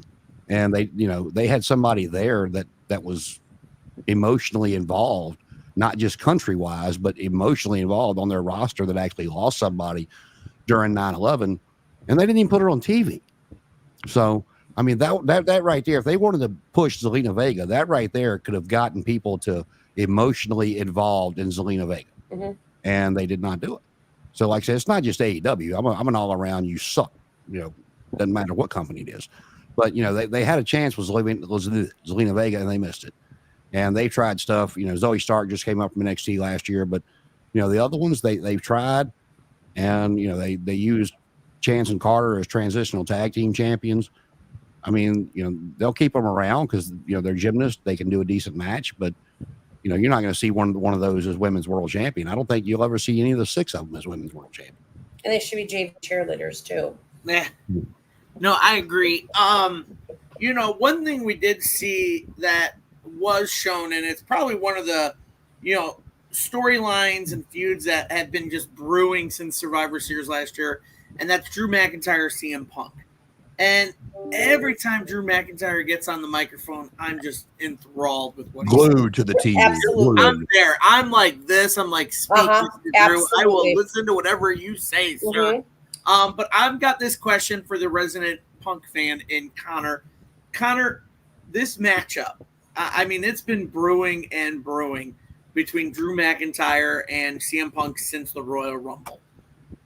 How do you feel about someone like a Drew McIntyre finally having his moment and beating CM Punk at SummerSlam? If, God's be willing, both are medically cleared, everything's good to go. I mean, how would you feel? That crowd is going to be more so electric for CM Punk than Drew McIntyre. And so I just want to get your thoughts on what if Drew McIntyre pulls the win out? Well, I'm going to ask you a question real quick before he goes, because I know he's the Punk expert. Yeah. But I'm going to ask you, do you really think Punk or the company would let him lay down in his first match back? I mean, I know he did the Royal Rumble, but this will be his first singles match back. Do you really think the company take his fucking ego out of the equation? Do you really think the company is going to want him to lay down his first singles match back on a pay-per-view? See, I don't know. According to interviews, according to that the flipping post conference at Survivor Series. Use my language, people. I'm sorry. I get a little emotional sometimes. Based on reports, based on that press conference after Survivor Series, according to Hunter and according to Punk, it's a different Punk. It is a different Punk, so you never know now. Well, that's why I said Punk take him out of the equation. One of those people. Yeah, that's why I said take him out of the equation. I'm wondering what the company would do. That's what I'm saying. So if it's something that, for my opinion, sorry Connor, I'm going to go on a rant here. But if it's something that, hey, we're paying you this money, we want you to make this money, but we also want you to work with us, and we want to go this route because there's more to the story that there needs to be told. Let's go over the whole 2-year, 3-year story of Cody Rhodes and Roman Reigns. Well, see, you just hit the nail on the head for me. So right now, the money right now is in, hey, Punk, I know people are going to be like, oh, he's not going to lose his first match, a singles match, being back in WWE. Never. No. What if he does? But then you get the redemption story of CM Punk going, you know what? I wasn't satisfied with that, Drew. Let's run it back. Now you have a good series of matches with these two. The story builds itself that there's so much heat between these two. It's a la Shawn Michaels Triple H again, where they hate each other. They used to have respect for each other, but now they're beating the shit out of each other in matches. That's the storyline I want between these two guys. So I can see CM Punk going, Drew's going to beat me, but he's going to do it in a dirty way. That keeps them both looking good in a way to continue this story. If that makes sense. Yeah, no, it does. And like I said, I'm gonna throw this to Connor here in a second. But like I said, you hit the nail on the head for me. I don't care which one of them wins, as long as it makes sense to the story and we can continue it. Because they are both, they are both, in my opinion, doing excellent work. And I'll throw this one to Connor because he wasn't on here last week, and you can take it from here. I told Adam it was last week or the week before. This whole Drew Punk feud reminds me. You brought up Triple H and Shawn Michaels. It reminds me of Bret Hart and Steve Austin because, everything Drew's saying as a heel that Punk's done, he's 100% correct. The stuff that Punk's done to him, just like Bret was 100% correct with Austin screwing him out of the Royal Rumble and screwing him here and screwing him there, but the fans were still cheering him. It's the same concept, and I'm loving it. I think we saw on Monday Drew McIntyre come back. Punk wasn't supposed to be there and all that. Drew acted like he was going to beat up Adam Pearce, and Seth Rollins comes out. Seth Rollins is going to be on SummerSlam. Well, he doesn't have a match, really. I don't know who you put him against. I think Punk was at the Performance Center. I think that match gets confirmed the next week or two. Make him the referee. That's what I was gonna say. Rollins don't like Drew McIntyre, and he doesn't like Punk. I think what happens is CM Punk, something's gonna happen, and Seth Rollins is gonna accidentally hit CM Punk or something, and Drew McIntyre is gonna win at SummerSlam. Where they go from that, I don't know. I think it's gonna be a series of matchups between Punk and McIntyre. They can. It's such a big story that they can have this go into Bad Blood. Not the Bad Blood. They got Survivor Series. That's the 1 year mark of CM Punk, so he's probably going to be at Survivor Series. I think they can have quite a few matchups. I think Drew McIntyre does win the first match. If Seth Rollins is the special guest referee, that's what's going to happen. Something's going to happen, and Seth Rollins is going to accidentally, he's going to try to hit Drew McIntyre, but he's going to move out of the way, and Punk's going to get hit, and Drew McIntyre wins. I think we could see a rematch at Bad Blood and Hell in a Cell. CM Punk and Drew McIntyre in the Hell in a Cell match. Then Punk gets his win back, and then maybe they have the rubber match. I really do see a triple threat happening at some point, but I feel like that should be a Mania match. They could do it on the Royal Rumble or something, but I feel like that's just a big enough story that you can say for WrestleMania. But I do see my prediction, even though I like CM Punk, the story was I do see McIntyre winning, but Punk's going to get a win back. He's not going to get buried this whole story because he's such a big draw that you got to keep that going. He's their biggest draw. But I think that's the way it's going to go. That finish at SummerSlam, and then maybe they have a rematch hopefully they have a rematch at Bad Blood because I'm going to that too. I think Punk and what feud has Bad Blood written all over it? It's Punk and McIntyre. Mm-hmm. Drew McIntyre's made Punk bleed, and Punk hasn't made McIntyre bleed yet. So I think they can stretch this a few matches. I love your little pull of he's going to do this and cost Punk the match and hit him.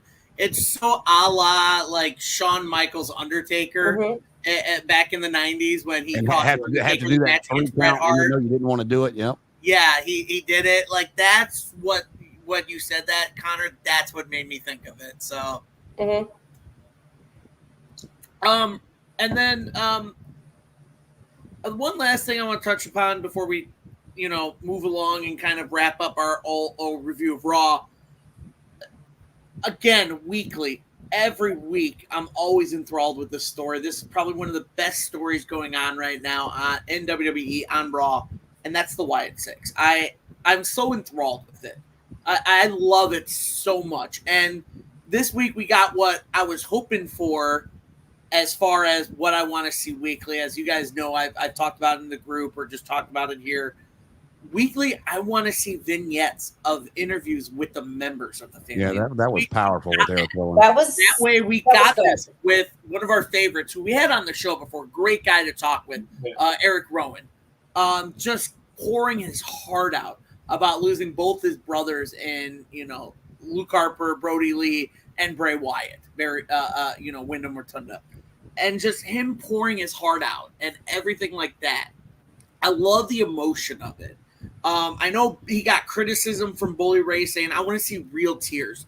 I think he was holding it back a little bit because you see someone like Eric Rowan who's not much of a big crier, but he can get emotional if he wanted to. Mm-hmm. So I'll start off with you on this one, Connor. How did you feel about that segment with Eric Rowan, and do you think he delivered on what he needed to do for that promo? Yeah, I think he did. It wasn't a script. That was the realest promo you can ever get. Mm-hmm. That's real life. It's not even a storyline. It's the real life stuff that was in that. It was all raw footage. I really, really liked it. And I remember you said that, Adam, that they was gonna. First, we've seen Bo Dallas for 2 or 3 weeks in those VHS strips. Now we got Eric Rowan. I feel we're going to get Joe Gacy and Dexter Lumis and Nikki. That's going to be a whole thing. But I really like Eric Rowan's. Maybe he did hold back tears. But you could see at some points that his voice was kind of cracking a little bit. But I think he did really good. It was very anytime that they had the VHS tapes, I'm hooked into the TV. Like I'm 100% watching what's happening because the stuff that they've been doing so far is very investing as a fan. To want to see what's going to happen the next week. Like, oh, who's going to talk next week? What's going to happen next week? Yeah, I really think Eric Rowan hit it out of the park with that. Yeah, I agree. Danny, and then we have that follow-up of Bo Dallas getting called out to the ring by, Chad Gable, and finally Chad Gable and the Creed brothers finally uniting with Chad Gable to attack Bo, and you had that beautiful moment of Bo going a la, Bray Wyatt of, oh, there you are, and the laugh and all that stuff. I mean, how'd you feel about that? And was the buildup great to have the Creed brothers join Chad Gable and just the reemergence of the Wyatt Six and that whole segment? Yeah, it was a good segment. Even the introduction just of the Wyatt family, just how the music started, and everyone, again, they have their flashlights on for same thing for what we did for Bray, God bless his soul. And it was just the introduction was just was so creepingly good. It was phenomenal. And it was just kind of, the special effects with the smoke and how they basically did like that ground shot where you just saw everybody just on the ground. And I think it was Nikki Cross that came out first. And then it was, then everyone else came out. And then of course you had Bo Dallas as, Uncle Howdy coming out. But it was just a great segment. And then last week too, when Bo Dallas did that interview, and then you had Eric Rowan, who, again, this is a guy that we really didn't get to know much of personality-wise, because he really didn't talk much when he was a member of the Wyatt family. But now, just that interview and that promo, you could see the emotion behind his eyes. You could see that it was one part character, but also real at the same time. And I think, too, with the Creed brothers, this is just going to get interesting because for some reason they keep popping up whenever Chad Gable's out there. So the question being, would Chad Gable join the Wyatt Six at some point? Right. And I guess I'll move to you, Jason. I mean, where do we see this story going as far as the Wyatt Six? And their first feud seems like it's on collision course with the Creed brothers and Chad Gable. Is that what you're going to see? And where do we see it at? I'm going to circle back to what you and I talked about last week for a little bit when it comes to them. When it comes to Taylor and it comes to Eric Rowan, it's very easy to get, as a fan, emotional with those two because we know of course it was Bray's brother, and Eric Rowan is part of the Wyatt family with Bray and Brody Lee. The real trick for me is going to be, can you make me care about the other three? Can you get me emotionally invested in the other three when they do their one-on-one interviews? I'll be interested to see that with Joe Gacy, Dexter Lumis, Nikki Cross. If they can bring my emotions in the way the other two can. Also, I didn't like the way they did the Creeds. I wish they had talked, like at least had some kind of segment backstage of them talking earlier in the night, because we really hadn't seen that in a couple of weeks. And the one thing that we talked about last week that I did not want to see happen, and I there's possible for it still to not happen. I don't want to see him called Bo Dallas. Mm-hmm. Bo Dallas was a comical character, and he has not referred to himself as Bo Dallas yet. I don't care if it's Bo Wyatt. I would prefer it be Taylor Rotunda or even Taylor Wyatt. I would like to see him cut some kind of promo to where you guys keep calling me Bo Dallas. That man's dead. That man is gone. This is who you're dealing with now. Is what I would prefer to see. I mean, is them calling him Bo Dallas going to be a gimmick killer for me? Not if it's done right. I would just prefer to see him under a different name. We know who he is. Do like you did with Brian Pillman Jr., explain the name change. Mm-hmm. But like I said, that's where it goes back to, that must-see TV thing we keep talking about. Is I'm interested to see next week where it goes to whichever one of the other three they interview, and if they can get my emotions pulled the way Eric and Taylor did. Yeah, no, I totally agree. I I'm very enthralled without Joe, like you said, Joe Gacy, Dexter Loomis, and Nikki. I think the one I'm really looking forward to is Nikki Cross, just because she's got a lot of personal things that she was battling.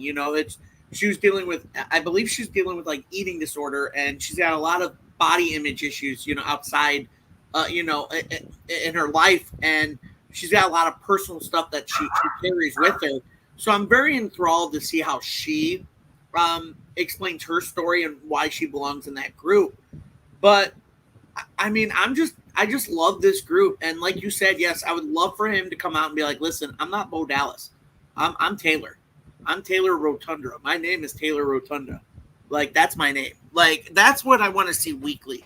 And so, the overall feel right now is that I feel like we'll get like a Taylor Rotunda, a Dexter Loomis, and maybe or Eric Rowan and maybe a Dexter Lewis against Chad Gable and the Creed brothers somewhere, and maybe Chad Gable adds more people to his little core group with, obviously Ivy Nile might come along as she was part of the Creed brothers on NXT and now they're up at the main roster.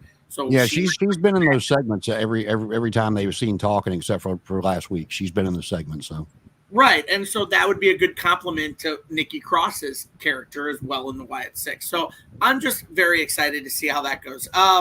So before we wrap up Raw, are there certain spotlights that some of you guys want to like touch upon on Raw that we didn't just really talk about that you just want to mention real quick before we get to NXT? The only other thing I'll say for it is I like Damian Priest. I do. I would have much rather. I mean, I know they're getting Seth involved with the Punk Drew angle, which I don't think needed him quite yet. They could have put him in somewhere else a little down the road, just to let those two have their at least first blow off together by themselves. I would have rather seen Gunther versus Seth Rollins. I think it would have been a much better wrestling match than we're going to get with Gunther and Damian Priest. That's what I, as a wrestling fan, just to watch a pure match, I think we would have gotten a great match out of Gunther and Seth Rollins. That Damian Priest he's not Seth. I mean, he's not bad, but he's not Seth, and he's not. And I like him, but his run's been okay. He has not made me care, and that's what I was hoping to see. But again, we're getting Gunther, which I think is going to be your world champion for a while. Gotcha. Danny, any last thoughts on Raw? Yeah, I wonder how often Seth Rollins goes shopping at H&M, because the one glitter suit that he had on, I have pants like that from H&M. But anyway, but still, I kind of agree with Jason here, because the Punk and Drew thing is so great that I have to watch their interactions like over and over again, because they're that great. Like the one when they did the draft and Punk was sitting in the arena and he's like, "I'm right here." That just cracked me up, like the whole thing. But then why are we getting Seth involved in this when Seth could be doing something else? But yeah, so I don't know. A great segment. I do like it. I'm curious to know, again, what we're going to do with the Wyatt Six and just everything. I'm kind of bummed now that Connor's going to SummerSlam. I'm kind of bummed that we're not going to SummerSlam. Aww. But we'll be at the Rumble. We'll be with Connor in spirit. We will. Connor, final thoughts on Raw? I thought it was a pretty good show. It feels like it's each week either SmackDown's really good for 2 weeks, and the next 2 weeks Raw's the better show for 2 weeks. Raw's women's division definitely feels like they don't have many top women. We have Rhea and Liv. We had Becky, but she's on hiatus right now. Asuka's injured. Lyra Valkyria feels like she's going to be a big deal. Give it a year or two. But yeah, without Bayley and Asuka, Damage Control just doesn't do anything for me right now. Yeah, they've been teasing about breaking the group up, or I don't know where that's going to go. I did like the ending to Raw, Sami Zayn and Ilya Dragunov. That was a really good match. I expected Braun Breaker to destroy that matchup. He said during the night. I love Braun. I knew he was going to come out and break both of them. I think at SummerSlam we're in for a triple threat. I feel like this was going to be a fatal four-way with Ludwig Kaiser and Sheamus. But when Ludwig got injured, I feel like they changed some plans. But I feel like that's going to be a good match for SummerSlam. Also, Pete Dunne. I like that. Like, that's my main takeaway is Pete Dunne back as a singles wrestler. Looks like he's going heel. I feel like the push they was going to give Ludwig Kaiser is going to Pete Dunne now, which is not a bad thing because Pete Dunne's had a lot of good matches. Yeah, I'm glad to see him back on his own too. Because like I talked about with Chance and Carter, Tyler Bates a little dude, man. He's tiny. Which Tyler Bates is really good too.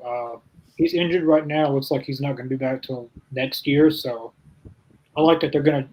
If this was Vince, normally when the one tag partner gets injured, he does nothing with the other one until the one gets back.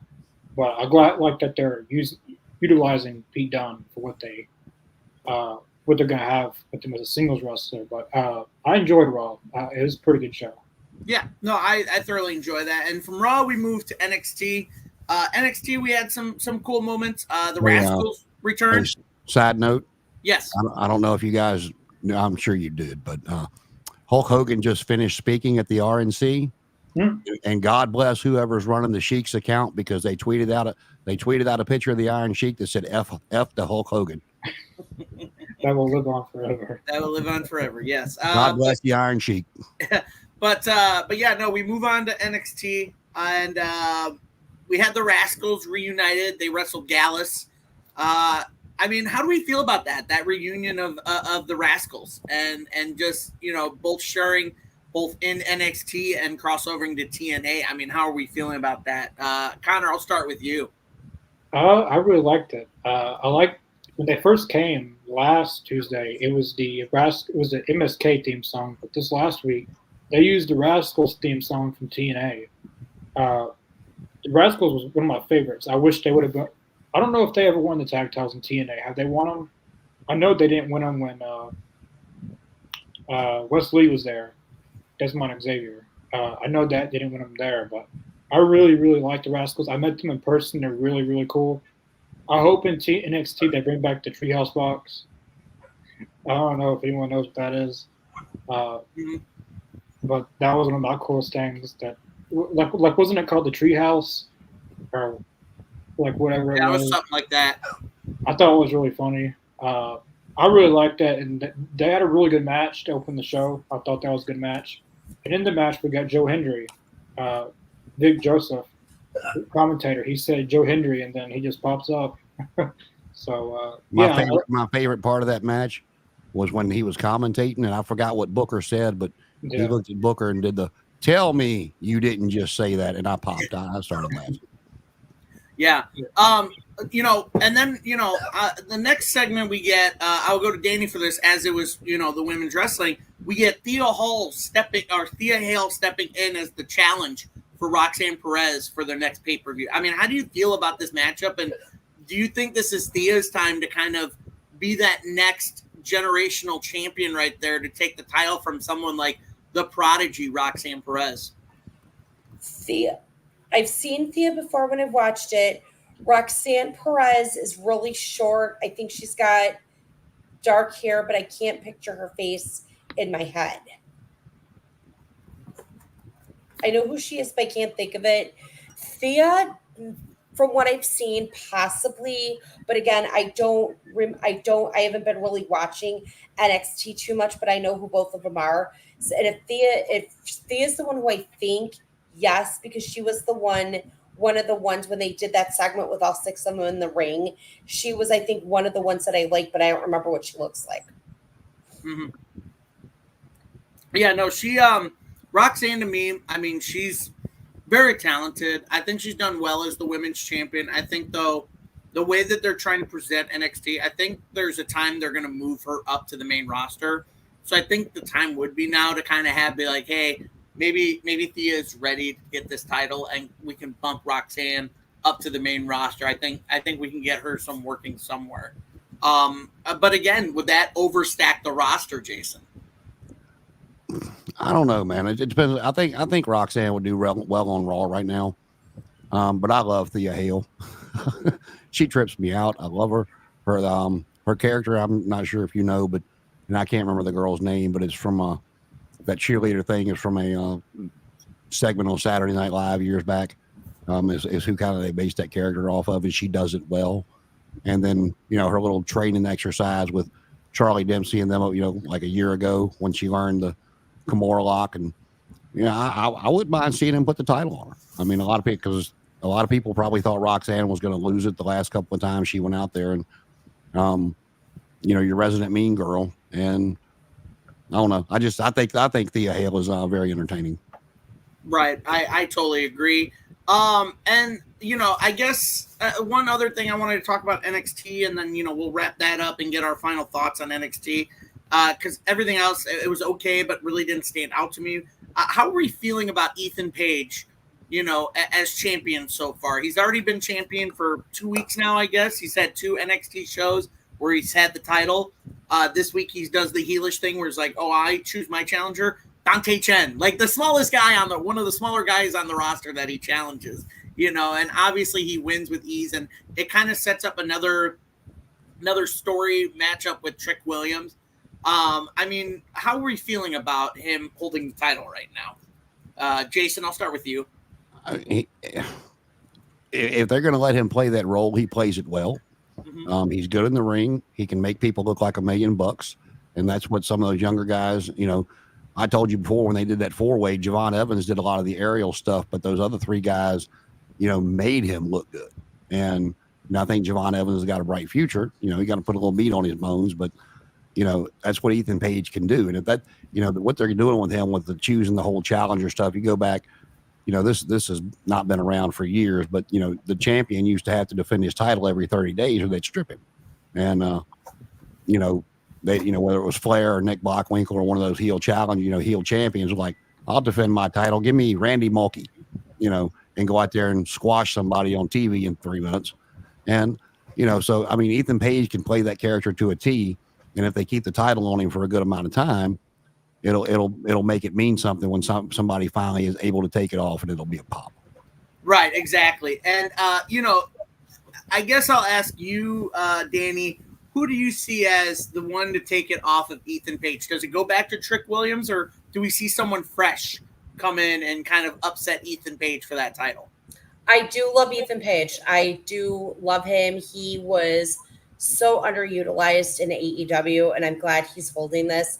And I can't wait to see for him to be called up to the main roster. I do like Trick Williams. I remember seeing him, and I remember, seeing the name here and there, but I think if anybody, it would be Trick Williams. Definitely. Do y'all remember where he got his start in NXT? Well, not NXT, but in WWE, and just period. You Trick Williams or Ethan? Yeah. No, Trick Williams. God, I can't even remember. No. When Apollo was coming out doing his Nigerian royalty thing. One of the guards? Yep, he was one of the guards. Okay. That's funny. That is funny to me. Yeah. But yeah, no, I think Ethan's doing well. Connor, I'll ask you this question, then we'll pretty much wrap it up with NXT. I mean, if it's not Trick and Ethan Page is going forward, going to be that, the face of NXT for a while, how do we adapt all these new, Ethan just came over and now he's champion. Do we see someone like Alexis King or maybe a Shawn Spears going, hey, let's give them the titles? Because those guys technically have been in wrestling for a while. They've got the talent. Do you think those 3 guys that basically just came over here, they teased it on that segment with Cody saying you guys are in a good place. Do you see them kind of in a way of rotating that NXT title, especially now they need those names to kind of sell the CW when they go there next year? Yeah, I think that's a big part of why they put the NXT title on Ethan Page, because they lost a lot of names. Dragunov, Braun Breaker, Lyra Valkyria, Dijak. They lost a lot of their top names, so they had to build some new names. And Ethan Page is a good person to build on. He's very good on the mic. He's basically like LA Knight, but in a heelish way. He's very good on the right, can wrestle, has a good personality. He can get the fans to hate him. LA Knight got the fans to hate him in TNA when he was Eli Drake. I think I like Ethan Page's run so far. He defended it against Dante Chen. The guy was actually pretty good at winning against. Trick Williams will probably be the one to beat him, but over Femi, I feel like will be the first person to hold both belts because that dude is just he's a beast. no one's gonna beat him. Yeah. But they could do a curveball and put it on someone like Wardlow. well that If he goes over. see that's my prediction is that the person that's gonna beat I don't know. I feel like they're saving some spots because they made some cuts in the next team. They're saving some spots for guys like Ricky Starks and Wardlow and I don't know. I feel like it's gonna go to Trick Williams again because his run was kind of stale because he didn't have really anyone major to go against because everyone had went up to the main roster. But I don't know. Maybe we do see a curveball and Ricky Starks comes over Wardlow and they beat Ethan Page. Well, I'll tell you what I think they're building to, because they actually go to CW in October. Yeah. Maybe Trick gets the belt back, maybe he don't, but I know that when he came out and helped Carmelo on SmackDown before their whole feud or whatever, like they were building that breakup between the two. When that whoop that Trick music hit, that SmackDown crowd went crazy. Mm-hmm. So he is not far away from the main roster. He is very over. He's not your catch as catch can NXT normal wrestler. He's more built for the main roster. I mean, he's got a good look. He's decent on the mic, and that theme music, like Joe Hendricks pointed out in several interviews, when you can get your crowd involved in your theme music, it takes you a long way. But what I was getting to, I think they're slow burning this TNA feud for a little bit, with stuff here and there, because once October hits, if they're still got this working relationship, and I don't see why they would not. But I think you're going to wind up seeing a Dolph Ziggler, a Top Dollar, and some Hardy Boys on NXT TV crossover to get that CW rating up. Agreed. I couldn't agree more. Mm-hmm. NXT was good this week. Didn't think it was bad. And as we're getting to it, we're already at the hour and 46 mark, and we've gone way over what I wanted to do. But again, we're covering a lot of wrestling in this week. And we've already covered a little bit of Dynamite at the beginning of the show and all that. We've kind of hit our marks. Before we wrap it up and give our final decision on which show this week was our favorite, any final thoughts on anything this week, wrestling-wise? Final thoughts wrestling-wise, and I'm sure you guys have heard this, but it kind of came out right after WWE trademarked Ethan Page's name, and a lot of people are like, oh, my God, why did they do that? Yeah. But it'll bear the question of they've come out and said that if you come there, they're going to trademark your name, whether it's yours or not. They're going to trademark it. But when you leave, they will release the trademark, whether they came up with it or whether it was already yours, back to you, which will allow everybody, moving forward. If Trick Williams wants to go to AEW, he can be Trick Williams in AEW.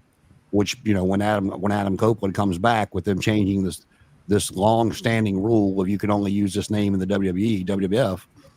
Well, when Adam Copeland comes back, will he be Adam Copeland or will he be Edge? So that was a very interesting topic for me to read about this week. Yeah, really good topic. Danny, any final thoughts on anything pro wrestling this week? Let me think here. I ran an interesting poll because I was just, again, there was something going around about Ricky Starks that he, hasn't been used. And I actually ran a couple polls and I, came the question again, you've got Starks, which leads me also to another, something that somebody posted in one of the groups that Ricky Starks and Wardlow could be the stars of Collision. But then the question, are both of them getting buried by AEW? And we came up with about 70% of people, and I ran it on Twitter. I think it was like 70 or 75 said they were. But then again, and I was reading here, somebody wrote in the, what you mentioned about Wardlow, Deshaun wrote, he feels like Wardlow's out the door whenever his deal is up. I'm wondering, too, if him and Starks being friends with Cody, if we're going to see them in WWE before the end of the year. That could be a possibility. Yeah. I wouldn't be surprised if they were there together at the end of the year. Connor, your final thoughts of pro wrestling this week? I NXT is what I most enjoyed.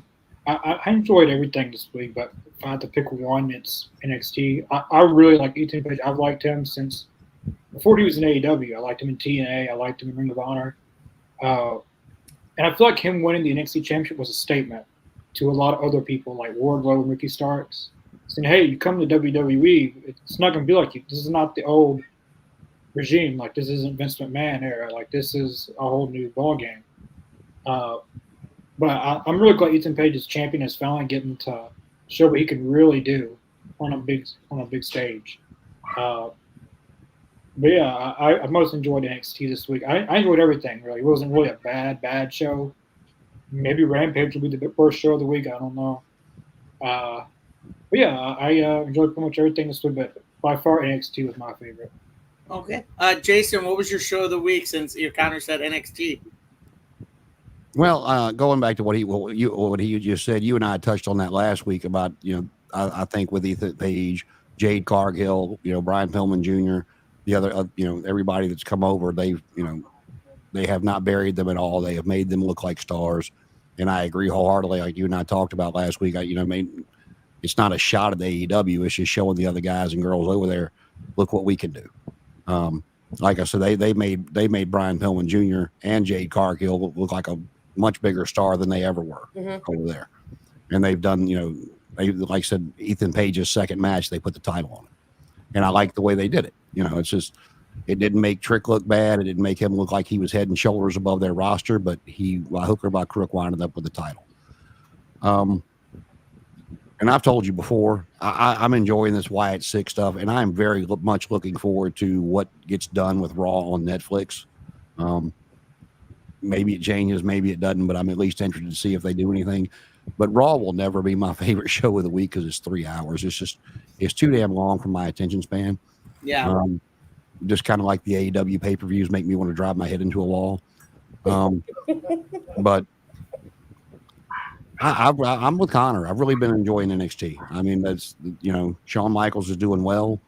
They're building good stories. It's kind of like, they don't really go off the air very much with a cliffhanger, but they're building good stories. It's nothing seems like it's drug out. They're not beating people. They're not burying people flat. They let Obafemi at the pay-per-view beat Wesley flat to finish that story, which they should have. And I do think the man's got, big things in his future if he can get the promo part down or get him a manager that can talk for him. I'd love to see with the crossover happen. I'd love to see him and Moose go at it. That'd be just big meaty men slapping meat. Him and Walter would be good. Yeah. But yeah, I mean, I'm like Connor. I've really been enjoying NXT. Good. Danny, favorite show this week? My favorite this week, I would say, would be SmackDown. Yeah, I'm going to go with you on that one. Let me talk to you. Yeah. Yeah. Yeah, SmackDown. I would say SmackDown, probably Raw.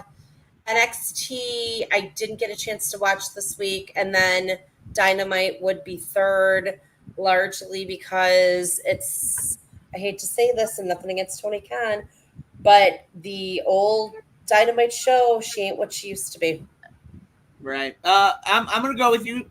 I'm going to say SmackDown was the show of the week for me this week, followed by close second of Dynamite, and only because of that opening match was just phenomenal.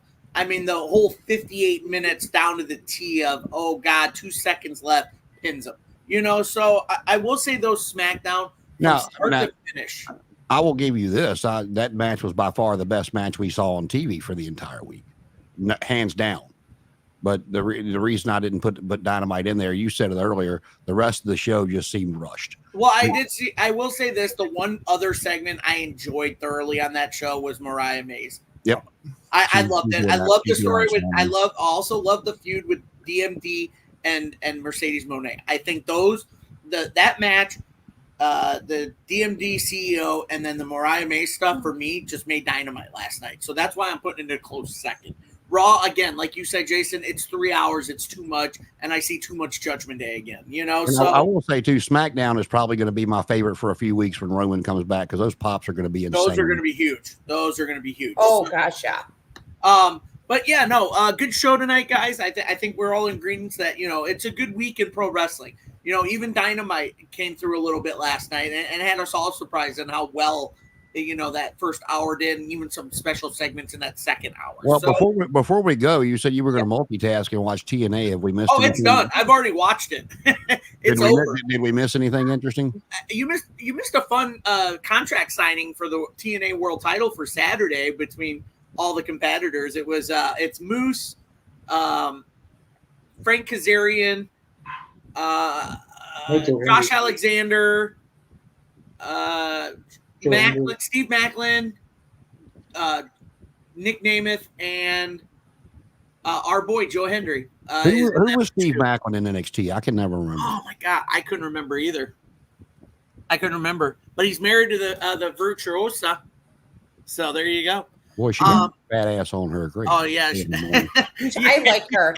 And as long as Rod Strong doesn't bring Marina as his valet, we're good. Don't mention her name around Connor. It's okay, so Connor, I got to do what I'm sorry. Connor loses his mind. My high-pitched voice. But as long as she does not show up, Maria Kanellis, okay, she's got the little adorable factor. You would think being married to Roderick does Strong, not she would be show a better wrestler. Nothing would help that woman at this point. Those are all calls. Well, that's gonna wrap it up for us tonight. On that note, we don't need Connor going off on a tangent. Well, no, I want to say this one last. I'm sorry, Okay, I had to say it. Go ahead. When we were in Nashville last year, in Nirvana, she came out. It was in South Tape, and she comes out again. And me and Chris were together. I said, "All right, I'm done. She's coming out." Then I was the only person that was feeling that way. I heard a couple say, "Oh shit, she's here. Let's go." That's it. Yeah. No. So on that note, we thank everybody for joining us tonight. Be sure to hit that like button, that subscribe. Make sure you follow us on Facebook, Twitter, Instagram, Twitch. We're everywhere, I believe. I don't know. I've lost count of what social medias we have anymore, Connor. Everything, everywhere. Everything under the sun. So make sure you guys always check in our live reactions. We also have our AEZ Canada show on Tuesdays. Always fun to watch. We love Matt. We love one day I told you I'm going to join you one day. You should. Yeah, no, it's great conversations. Obviously, you could join us here every Thursday. Before we sign off, Connor, do we have a confirmation for tomorrow? I don't want to say yes or no. Okay. But expect there to be something on. If there is going to be, expect something on social media probably early in the morning tomorrow. Possibly could be an interview. I don't want to say something for sure and then not happen. Yeah. Well, like for some reason it gets pushed back to the nighttime, I can join you, but I can't do it during the day. Just because. Yeah, I can't either. I'm dealing with 4-year-olds. Just because of the past weeks, I don't want to say anything and it not happen, but there's going to be an interview on here at some point because we promised an interview. At some point, there is going to be someone on here. I've actually lined someone up possibly for next Thursday. He's kind of a wrestler. He started a whole memes, but well, I'm still waiting on Roderick Strong to get back to me because I asked him when he asked Marina, could we interview her, but I hadn't heard back nothing yet. My grandmother, she met Roderick Strong and she asked her about coming on the podcast because she knew I don't like her. Anyways, yeah, so stay tuned for all the fun headlines. Again, we thank you guys for joining us tonight. And, if there's nothing else, as always, to you guys, good night. F the Hulk Hogan.